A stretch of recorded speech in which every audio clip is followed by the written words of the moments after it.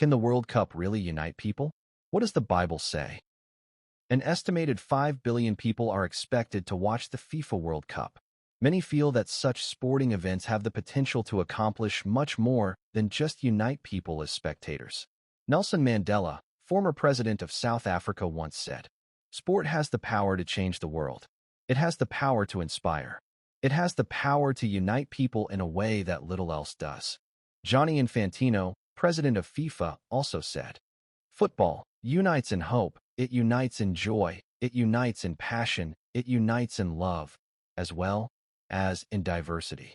But can the World Cup or any sporting event achieve such lofty goals? Although international sporting events like the World Cup provide enjoyable entertainment, these events cannot provide lasting unity.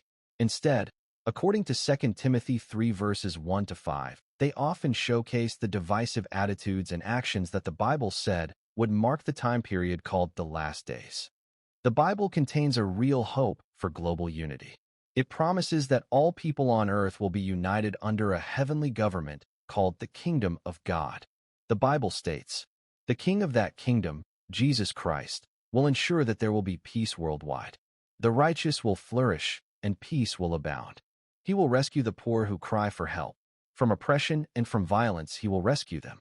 Even today, Jesus' teachings have already united millions of people in 239 lands. They have learned to let go of hatred. If you're sincerely interested in learning more about God's kingdom and the peace it promises, please visit the link on the description. Thank you.